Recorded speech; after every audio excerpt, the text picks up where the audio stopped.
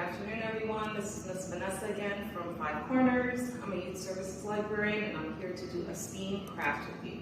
Today, we're going to be creating salt art. The science portion of this project is the salt. So, if you did not know, salt is a hygroscopic substance. That means that it absorbs liquid.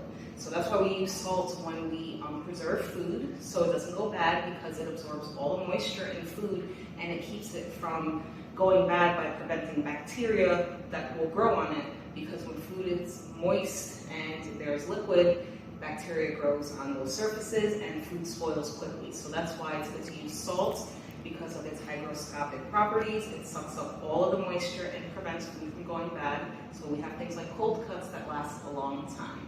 I'm going to show you some of the materials that we're using to create our salt art. We have some construction paper. You need some heavy duty paper to make sure that your paper doesn't break apart when we add our water. You can use a straw or a dropper if you have it at home, but a straw works just as well.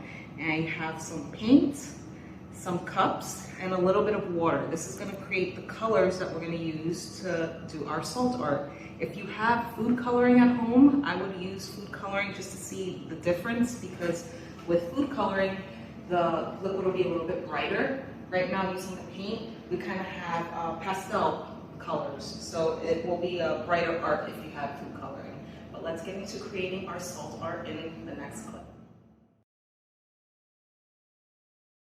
Okay, so now we're going to start getting crafty. Most importantly, you need your glue and your salt, because these are the things that we're going to use to create our art. So we have our paper. I made some salt art here. We have a cat, we have a heart, and we have, a smiley face. This is the best smiley face I can come up with here. And then I made a dog over here with glue. So I'm just going to show you what I did here on our dog.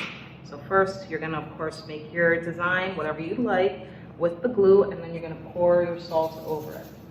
Make sure that the salt is nice and lumpy.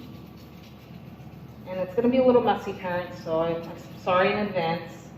Just make sure that once you get the salt off, you put it in a bag or something. So you can kind of go around like this with the salt. Make sure that your whole glue art is covered. And then I'm going to sweep later, so I'm just going to pour it like this.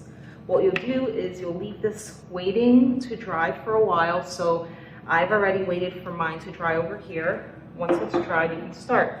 I already did a little bit of my heart here, but you would just dip your straw into whatever color you want. Here I have green. Get your finger over the top end and hold some of the liquid in like this. And then you would just drip it over the area that you want to drip it. And you'll start to see that the salt sucks up all of the liquid and pulls it right in. So usually if you pour any kind of liquid on a paper surface, it just spreads. But because salt is hygroscopic, it sucks in all the liquid and it kind of doesn't allow it to go all over the paper.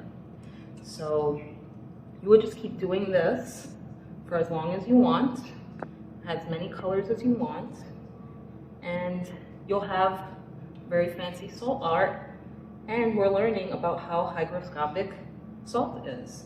So I'm going to continue doing this, and in the next clip we'll show you some of the finished product. So as you can see, you got to make sure you keep your finger over the top, otherwise your liquid will just spill all over. But you see, if I put the liquid here on an area that doesn't have the salt, it kind of just stays and soaks in the paper. But when you put it over the salt, it sucks right into the salt because of the hygroscopic properties. So we'll see what we have in the next clip, a completed salt art project. So this is some of my finished salt art. We have our happy face, our cat, and our heart. And as you can see, I covered everything with some color. What you're going to want to do is let this dry, because right now it's a little wet. Maybe leave it overnight. In the morning, you'll get a better picture of what your art is going to look like.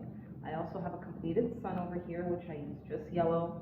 And this one is still drying, my dog. So once my dog is dry, I will be doing the same thing I did with these and experimenting with hygroscopic salt and seeing what type of art I made. So I hope you enjoyed our STEAM craft today. Again, I'm Miss Vanessa at Five Corners. I hope to see and hear from everyone soon. Have a happy and safe summer. Take care, and